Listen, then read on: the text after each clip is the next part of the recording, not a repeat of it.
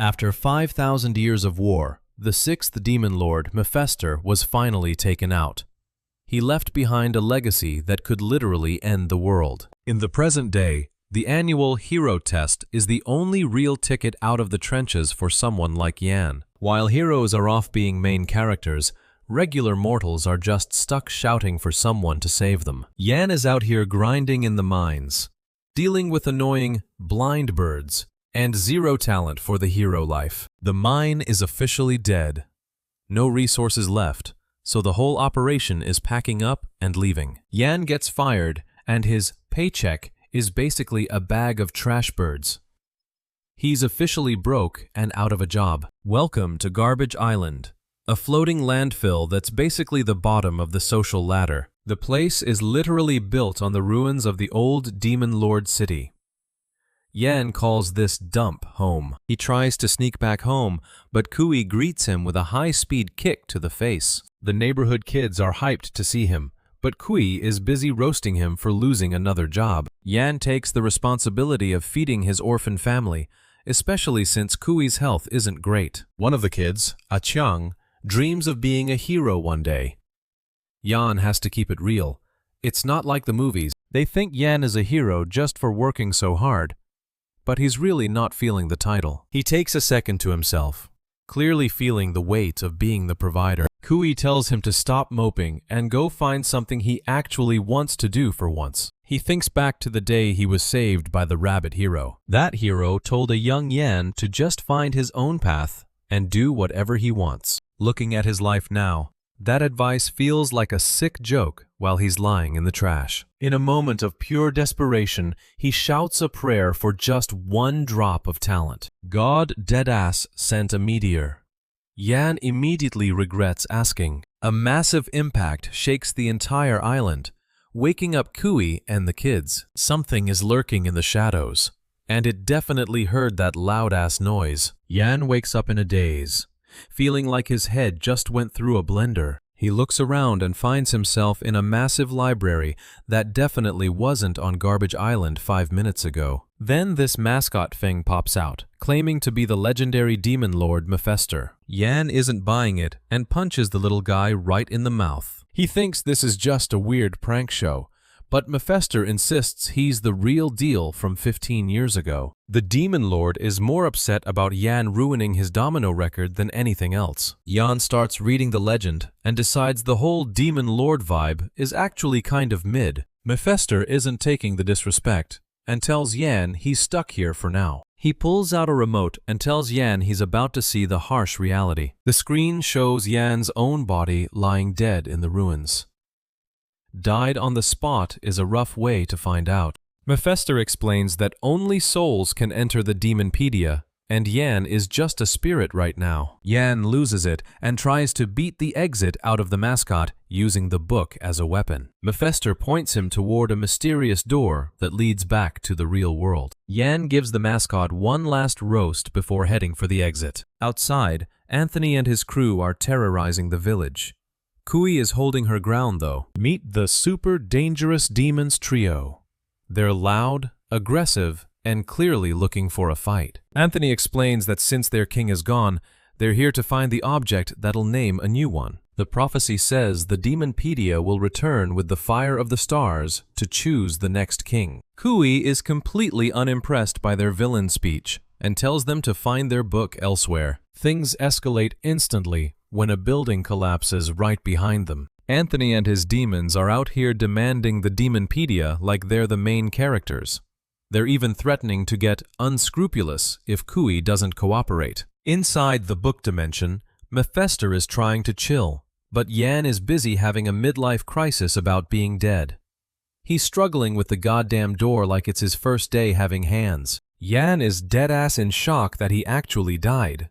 He's spiraling, but there's no way out of this library. Mephister is using a magic TV to show Yan what's happening outside. The argument is getting loud, and it sounds like trouble is brewing nearby. Yan is still hung up on the hero test.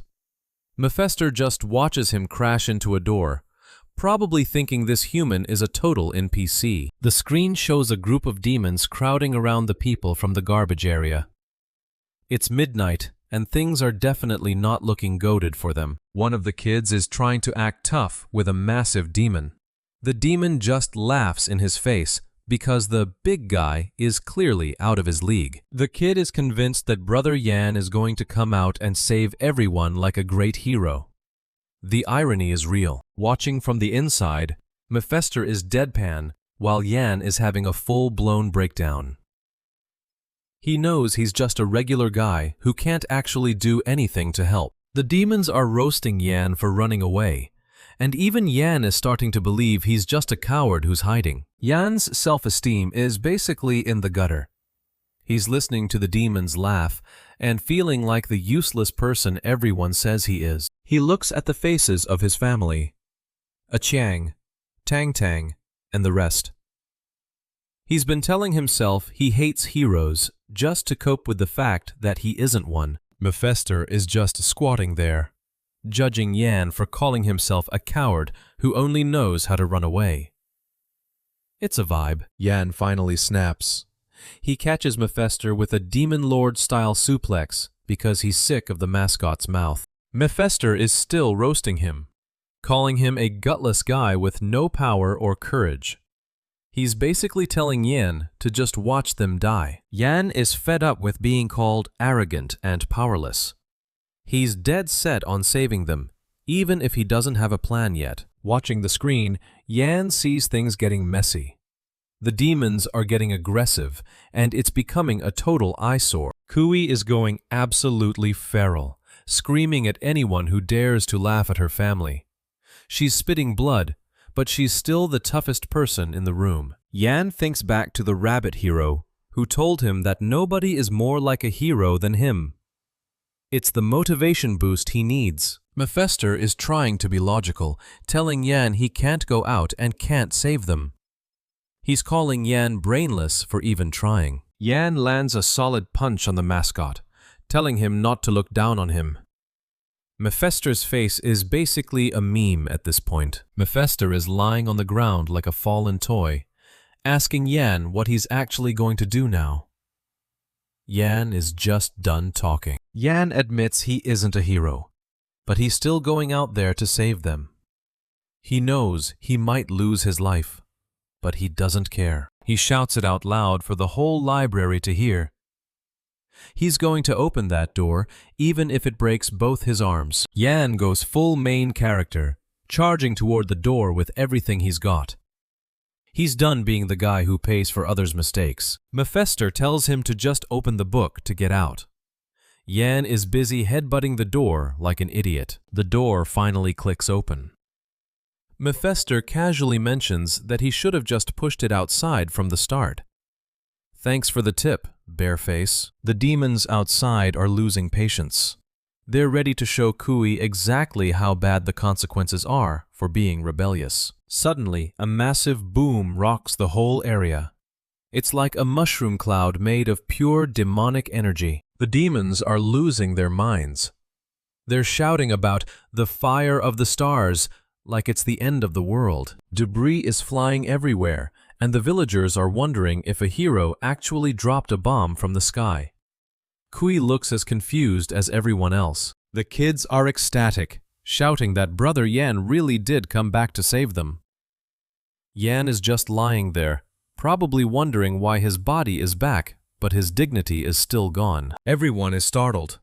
The demons are completely frozen in shock by whatever just happened. Yan wakes up and finds himself sitting on a pile of hair? He's lucky to be alive, but he's already back in fighter mode, threatening the demons to leave his family alone. Suddenly, the massive demon creatures are bowing down. They're shouting, "Pay my respects to your majesty," like Yan is their new boss. Centipedes, beetles, and blind birds are flooding the area. It's a total demon zoo out here, and everyone is panicking. Yan is standing there looking absolutely confused, while a swarm of demons is literally kneeling to him. The village is quiet for once. Mephister appears in his spirit form, officially introducing himself as the 6th Demon Lord. Yan just looks like he wants to go back to sleep. Yan starts laughing like a maniac because the whole situation is just that absurd. Mephister is getting angry that his grand entrance is being treated like a joke. Yan finally thanks Mephister, realizing that if the mascot hadn't intervened, his family wouldn't be safe. Mephister just grumbles about being self-sentimental. Yan asks if he's going to be attacked if he goes down. Mephister deadpans that they aren't going to hit their own king.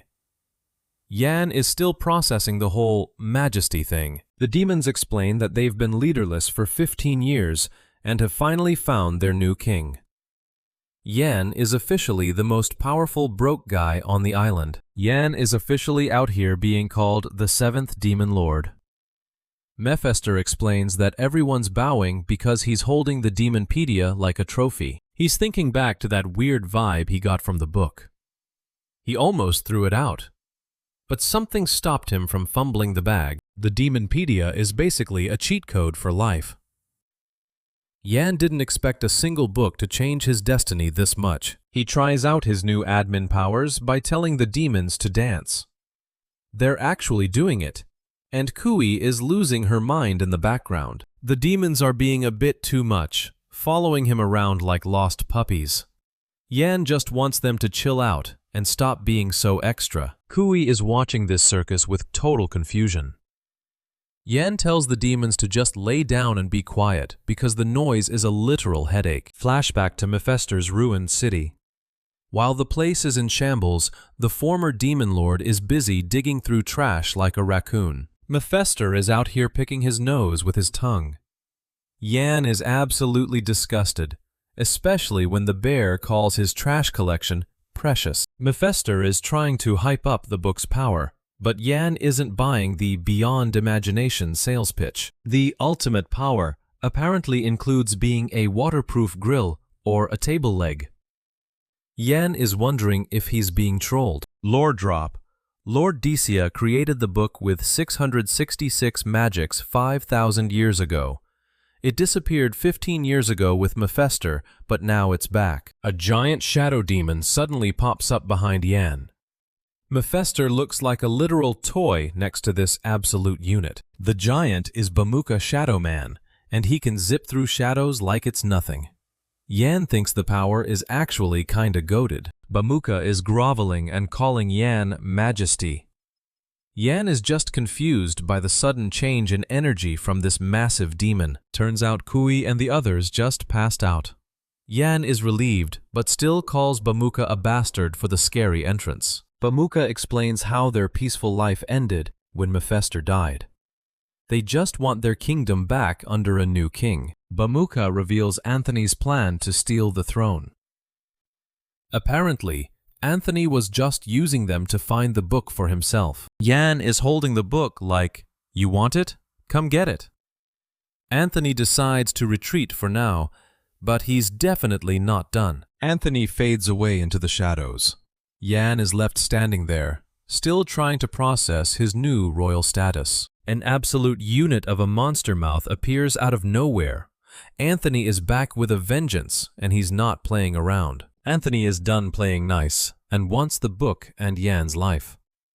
He's convinced humans don't deserve the Demonpedia. Bamuka steps up to defend Yan, telling him to run while he can. The loyalty from the shadow demon is real. Bamuka is taking a beating just to give Yan a chance to escape. He's willing to sacrifice everything for his new king. Yan is running away, feeling like a total coward again. He's frustrated that all he can do is escape while others suffer. He's hiding in what looks like a toilet. Mephister is roasting him for picking the most embarrassing place to hide from a monster. Mephister tells him it's time to actually use the book to take out the fat pig monster. No more running. Mephister admits he's lost most of his power after being dead for 15 years. He can only help with a few basic things now. Yan activates a privilege magic, and the whole place lights up. He's really hoping for something world-shattering here. The spell is called Falling Star. Mephister is guiding him through it, making it sound super dramatic and powerful. Yan shouts the name of the spell with everything he's got. He's really banking on this to stop the monster. The spell literally just throws a bunch of trash at the monster. Yan is dying of embarrassment while the monster is just confused. Yan is furious that his ultimate magic is just trash disposal. Mephister is just standing there like it's a perfectly normal thing. The monster isn't laughing. He hits back with a magic sound wave that's supposed to cause literal brain death. A massive explosion rocks the area. The blast is so loud, it's a miracle Yan is still in one piece. Yan is running again, and Mephister casually mentions the magic was meant for escaping anyway. The bear is such a troll. Mephister brags about how he used to throw trash at Hero headquarters. Yan is just done with this mascot's nonsense. Yan stops and decides he's done running. He's actually going to stand his ground and face the monster. He tries to negotiate with the monster, offering the book in exchange for being left alone. It's a bold strategy. The monster takes the book, biting down on it. Yan is acting terrified, but it might be a trap. The monster thinks he's finally won. Yan is deadpanning in the background, knowing the book is full of useless magics. Yan starts mocking the monster for wanting such a lame book. He's basically roasting him for falling for the bait. The monster is fuming. He calls Mephister a fool for wasting his power to save people. The hate is deep. Yan is officially done with the pear monster. He lets out a primal scream, calling the beast a fat pig with zero hesitation. He launches a literal house-sized object at the monster. It's the peak serve-you-right energy we all needed today. Plot twist. The monster actually waited for Yan to fall into a trap. Yan is getting snatched up, and he's definitely not having a good time. The monster is out here gloating about Yan being too naive. It's a classic stupid boy moment, while Yan is hanging on for dear life. Yan gets yeeted through the air as the monster tells him to just disappear. It's looking like game over for our protagonist. Meanwhile, Mephister is calmly reading the Demonpedia. He finally realizes that Falling Star was just a glorified trash-throwing spell. The spell apparently turns objects into literal meteors. Mephister explains that while it helps lift heavy stuff, it also sends it flying. The monster realizes too late that a literal meteor is headed its way. Yan is falling right along with the trash, and it's about to get loud. A massive rift opens up as the meteor hits, and Mephister just casually says goodbye. The explosion is basically a reset button for the area. Yan is somehow still alive among the ruins. Mephister is just curious why Yan got so mad during the fight, completely ignoring the chaos. Yan is literally shaking, realizing he almost got his foot chomped off.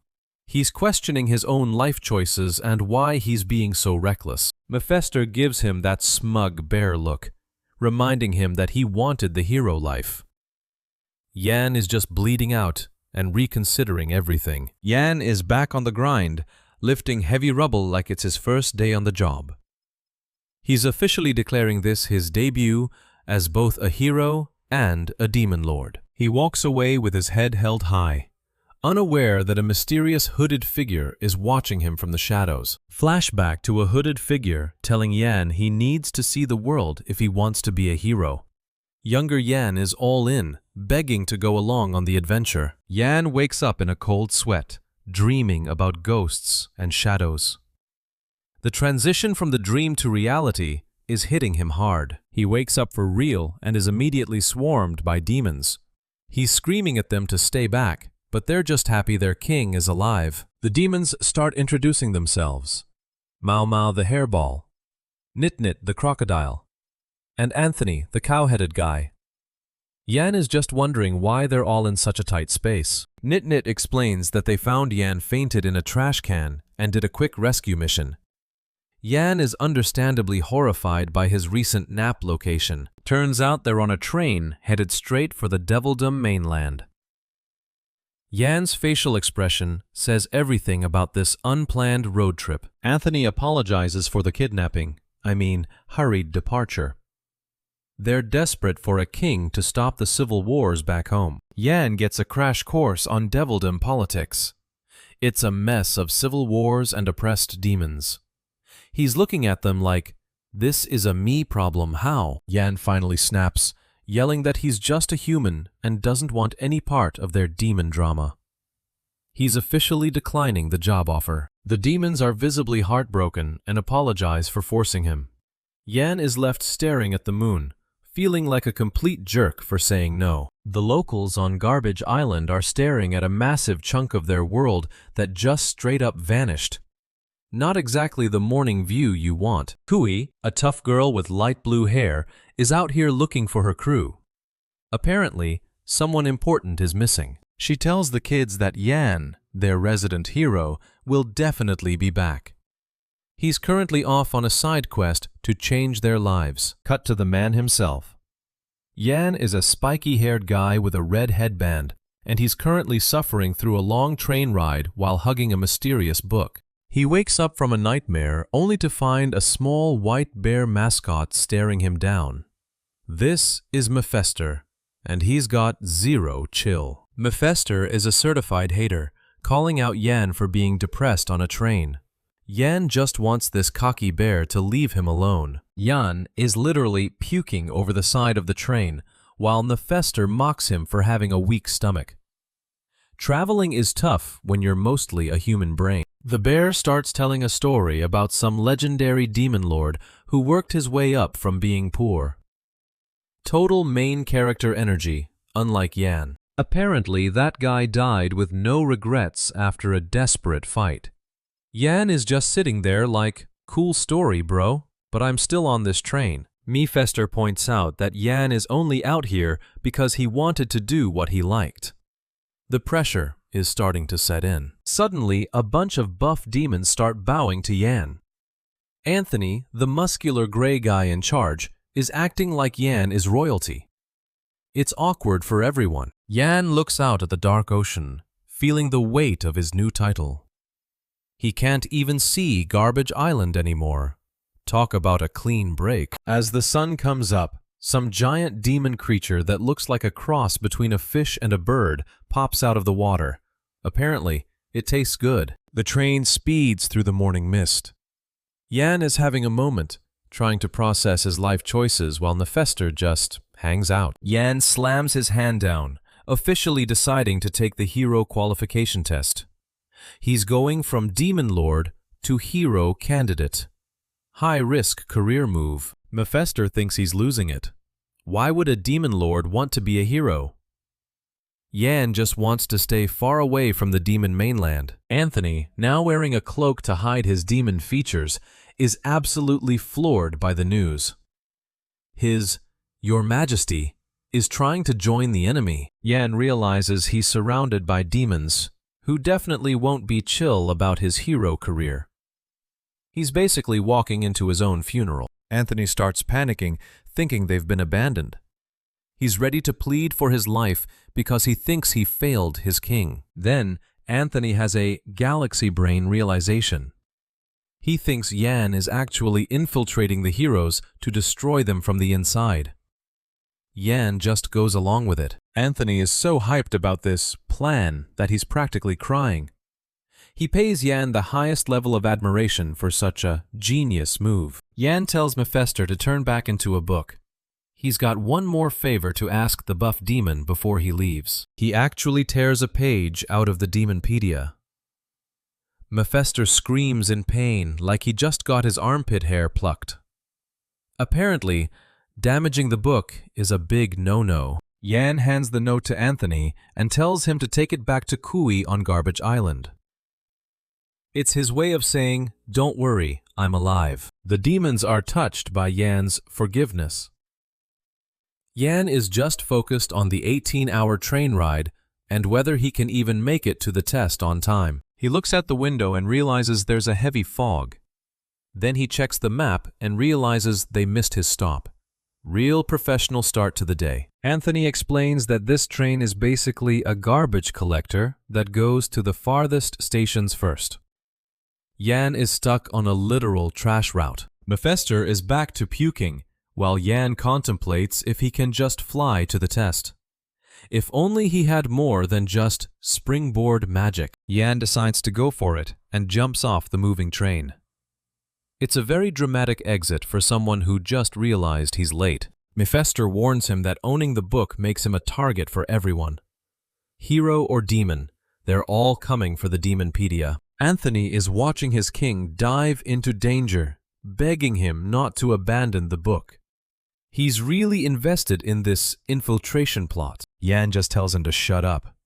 He thinks these guys are just experience points for his hero journey. He's falling through the sky with maximum confidence. Anthony thinks Yan is the bravest guy alive. Little does he know, Yan is mostly just trying to survive the fall. Yan is spinning out of control in the sky. Mephisto is yelling at him for not knowing how to use his power yet. It's a mess. He crashes straight into the test venue like a human meteorite. 3/4 of the place is destroyed, and the security is losing their minds. Luckily, no one died, but 3 examiners were injured, or maybe they were just hungover. The report is a bit vague on the details. The Hero Association is stressed out trying to fix the venue. They can't believe someone literally threw a huge garbage at their test site. The superiors are trying to hush up the accident so the test isn't delayed. Yan is hiding in the crowd, trying not to look like a weapon of mass destruction. The town is noisy and chaotic after the balloon mushroom fell down. Yan is just wandering around, looking completely drained. He hasn't eaten in 2 days. His stomach is screaming, and he's feeling the fatigue. Being a demon lord doesn't help with hunger. He finds the registration site, which is packed with hero examinees. Being a hero is the most popular job ever since the old demon lord died. The Hero Association is basically the biggest organization in the world. Yan is standing there, hungry and tired, ready to start his new life among the fanatics. Yan is deep in thought, realizing the Demonpedia gave him powers he never dreamed of. He's officially done lying to himself about who he is. Mephisto is acting like he hasn't seen sunlight in 200 years, being way too loud. Yan just wants this mascot to chill before they get caught. They hit the food street in Pusak town. It's basically a buffet where the rule is, if the food is mid, you don't even have to pay. Yan is literally drooling, but Mephisto thinks everything looks like trash. He's still ready to try the awful stuff just to be a hater. The town is packed with people rushing to the Mushroom Tower. If they don't move now, all the entry forms are going to be snagged. Yan realizes he's late and starts panicking. Finding out the entry forms are limited is a massive L for his first day. He looks at the giant tower and everyone trying to scale it. His stomach is doing the absolute most right now, growling like a demon. Mephisto decides he's done waiting and dips for food. Yan is just angry and starving, watching his mentor leave him in the dust. Yan is trying to pull it together and get that form. He's got that "I'll be right back" energy, even though he's clearly struggling. 20 minutes later, and things are looking grim. He's fallen 5 times already, and his mouth is literally full of grass. Tough look. Some veteran candidate with a cigarette tells Yan to just give up. Try again next year is basically the ultimate insult in this venue. Suddenly, things start exploding nearby. Yan is hearing noises like someone's letting off a minigun, which is not great for his stress levels. People are actually making it to the top. Mephisto's voice is mocking him in his head, telling him to just stick to being a demon lord. Yan gets that sharp look in his eyes. He's not going to let a talking bear mascot tell him he's a failure on his first day. He finally makes it to the top of Mushroom Tower. He's practically yelling at the staff to just hand over the entry form, but catching these things is a nightmare. There's less than a minute left, and he just realized the entry forms are fast-flying birds. It's pure chaos in there. People in weird fits are fighting off actual demon creatures. This registration process is completely out of pocket. Yan is looking around like he walked into the wrong room. Is this actually a registration area, or just a gladiator pit? Hero Bradlick drops in, looking like a buff birdman. He's the one supposedly in charge of handing out the forms. He reveals the plot twist. The entry forms are the creatures. Subdue one and you're in. If you don't, you're disqualified on the spot. Yan is losing his mind. The Birdman said a bunch of nonsense and then just dipped. Talk about some terrible customer service. The other rookies are making a huge fuss, but the cigarette guy is acting like it's just another Tuesday. He's way too calm. Sunglasses guy explains that most heroes use privilege powers. They basically turned the forms into demons to keep the weaklings out. Yan remembers Mephister mentioned a trick in the Demonpedia. But apparently, it doesn't work for ordinary people, which is just great for him. He's feeling the pressure as candidates try to team up. Yan didn't expect a paperwork session to turn into a high-stakes boss fight. The creatures are getting aggressive. Yan decides he's just gonna have to beat the forms out of them the old-fashioned way. Problem is, he's too hungry to even function. He looks like he's about to pass out before he even lands a single hit. He sees another guy taking a nap and wonders if that's the move. Then some dude with a knife pops up, looking super suspicious. Dai, the girl in sunglasses, appears and she is not happy. Apparently, someone broke her house and she's ready to crash out. Bradlake is just stretching and acting cool while people get launched off the tower. He's got that I'm the hero arrogance turned up to 10. Time is running out. If you don't have a form when the clock hits 0, you're disqualified. Yan is definitely sweating now. Everyone else is shouting about pensions and fame. Yan's stomach is currently louder than the entire crowd combined. Priorities. He starts wondering if this is the end of the line for him. He's too weak to fight, and the forms are way too fast. But he remembers his family and decides he's done being a coward. He's locking in for the final push, no matter what. Yan gets that main character glare. No matter how strong the creature is, he's getting that form or going home in a box. He spots a little round bird creature that looks like it would be an easy catch.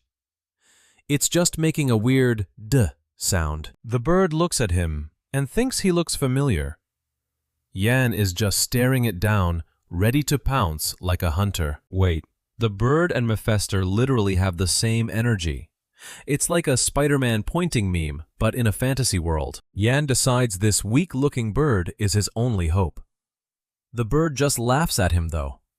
Pure skill issue. The bird is way faster than it looks. Yan gets kicked right in the face and sent flying back like a total amateur. He's on the ground, blaming the bad bird for all his problems. He really thought he had an easy W for a second. Now he's literally pulling on the creature's feet while it tries to fly away. It's a desperate tug of war for a piece of paper. Yan is losing it, pulling on the bird's legs, while Mephister just sits there mocking him. If he doesn't get this form, he's definitely hunting that talking bear next. Suddenly, a massive explosion rocks the whole place. Yan's just trying to survive the paperwork, and now things are literally blowing up in his face. He gets launched into the air, feeling like he's on a merry-go-round from hell.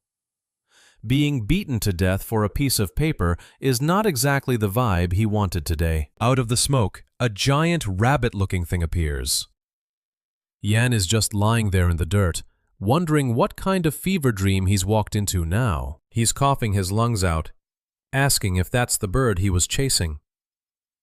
Everything hurts, and his grip on reality is slipping faster than his chance at being a hero. Shichigeo pops up in her massive creature hood, looking just as confused as he is. She's dizzy and has no idea where she even landed. Another boom goes off as they both just sit there in the ruins. Yan is staring at her like she's an alien, while the world continues to fall apart. Yan finally processes that there's a literal woman here. He's screaming because, honestly, what else are you supposed to do when a random girl falls from the sky? Shichigeo is freaking out too, realizing she's looking at a man for the first time. She's got that caught in 4K look, while Yan just wants some answers. Meanwhile, Mephister is being a total menace in a bookstore, telling kids they need to pay for reading. This bear really has zero chill. Mephister is ranting about mortals while kids around him are terrified. He's definitely the worst kind of mentor you could ever ask for. Back at the tower, Chichigayao introduces herself. She left home to take the test, and apparently just fell from the sky like a main character. Chichigayao is trembling because she heard men were total assholes. Yan is just standing there, looking like he's seen too much today to even argue with her. She sees Yan is in pain and tries to cheer him up. He's still in a rush because the hero test is literally happening and he has 0 points. Chichigayao thinks Yan is some legendary hero from the sky. She's trying to strike a pose while Yan is just done with the whole situation. Yan is back in his feels, wondering what he's even doing with his life. His stomach starts growling again, and Chichigayao realizes he's just starving. Chichigayao decides it's showtime and starts reaching into her outfit. Yan is horrified, wondering if she's about to pull something weird out of her hood. She pulls out some dried meat as a gift from a hero. Yan's face says it all. He's hungry enough to eat whatever. But this is a very strange first interaction. Yan starts eating the meat, and it's actually a total vibe. Chichigayao is just watching him like she's saved his entire life with one snack. The food is so good it's basically an explosion in his mouth. He's crying real tears because after 2 days of starving, this is the ultimate W. Yan is feeling like a brand new man after that meat. He's ready to lock in and finally finish this test without passing out from hunger. But then he spots that asshole bird again. The gawk bird is just vibing nearby, and Yan is already planning its absolute downfall. He's decided that even if he's weak, he's catching this bird or dying in the attempt. That main character energy is finally starting to kick in. The gawk bird just stares at him with those empty, soulless eyes. It's a staring contest that Yan is absolutely determined to win. Hero Bradlick is up there clapping and making fun of the useless examinees. He's got that "I'm better than you" energy that's honestly just annoying. He mentions there are less than 5 minutes left, and his privilege powers are making the test even harder. Yan is officially in the endgame now. Yan can't believe the creatures can transform. It's like the developers patched the game mid-fight just to nerf him specifically. The gawk bird's legs suddenly grow to like 6 feet long. Yan is screaming because who wouldn't be terrified of a bird with legs like that? The bird just starts running away, and Yan is chasing it like his life depends on it. He's calling it an asshole for having longer legs just to escape. It's pure chaos. The bird is zooming through the crowd of other monsters, and Yan is realizing he's got less than a minute to make a miracle happen. The timer hits 59 seconds. Yan is going all out, pushing his body to the limit to catch the one thing that stands between him and failure. Other hunters are talking about how working together makes it easier. But Yan is on a solo mission to bag this legendary gawk bird. People are calling it a rare demon creature because it's impossible to catch. It clocks in at 100 kilometers per hour, which is basically cheating in a foot race. Yan is sprinting like a man possessed. He's gaining on it, but the other examinees are watching him like he's crazy for even trying to keep up. He hits a wall, literally. The space isn't infinite, and the bird is trying to break before it slams into the boundary. The timer is at 50 seconds. Everything hurts, but he's not letting up. He realizes there's only one way to catch something this fast, and he's ready to risk it all. He remembers his time in the mines, dealing with small, fast pests. He's using that old-school experience to predict the bird's next move. He corners the bird, forcing it into a spot where speed doesn't matter anymore. It's a total galaxy brain move that's finally paying off. The bird is trapped in the corner with 18 seconds left. It's looking at Yan like he's the real monster for being able to keep up with it. Yan is radiating murderous energy now. The gawk bird is petrified, realizing it's about to be clapped by a guy who was starving 5 minutes ago. The bird tries to rebound off the walls to build speed again, but Yan is already anticipating the move. He's not falling for any more tricks. 5 seconds on the clock. Yan is basically a demon at this point, yelling that he doesn't have time to play games anymore. He's going for the finish. The gawk bird realizes too late that the guy chasing it isn't just some random loser. Yan is radiating some seriously scary energy right now. With 1 second left on the clock, Yan finally makes his move. The bird is paralyzed by fear, probably wondering when the main character got a power-up. Yan is lying on the ground, battered and bruised, but he's actually clutching the form. He almost lost his nose for this, but a W is a W. The test venue is buzzing as the other examinees realize the rookie actually pulled it off.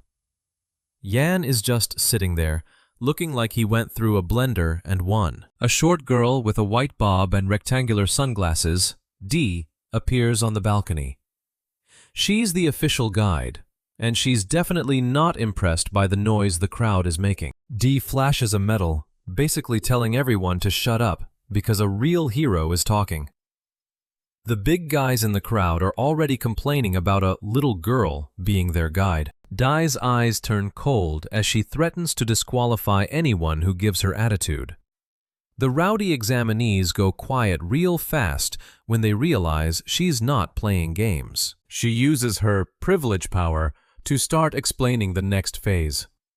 Apparently, the house they were just in was a model she made using spatial concepts. Talk about a flex. Before anyone can process the magic, the ground disappears. Yan realizes he's falling from the sky, and his day just keeps getting progressively worse. A massive boom echoes across the water as something slams into the sea. The examinees are being transferred in the most violent way possible. Yan is face-planted in the dirt, wondering if this is still part of the test or just a very elaborate way to kill him. Mephister is right there, probably laughing at him. It turns out Yan and Mephister are soul-linked, so the bear was dragged along for the ride. Yan is just annoyed he can't even fall from the sky in peace. Yan is yelling at the bear while Dee watches from her balcony above. She's telling the kid with the red headband to keep it down, which is peak get-off-my-lawn energy. Out of 150 people, only 38 actually got an entry form. They're about to meet examinees from other divisions, and the competition is looking pretty buff. Dee drops the bombshell that the test venue has changed. The Hegemony Arena is closed this year, and Yan has a very bad feeling about where they're heading instead. They arrive at a place that looks like a literal nightmare. Welcome to Devildom Land, the place where hope goes to die, and rookies probably don't survive the night. The examinees are losing their minds, screaming that they didn't sign up for a suicide mission. Dee just stares at them, offering a quit now option that nobody is actually taking yet. Yan stares at the horizon, remembering that this chaos-filled wasteland was once ruled by the Demon Lord. It's the kind of place you only go to if you have a death wish. A massive, ominous door starts to creak open. The examinees still want to believe this is their door of hope, but the vibe is saying otherwise. Yan stands tall as the light hits him, but the reality of the situation is finally sinking in. This isn't just a hero test anymore. It's a one-way trip to hell.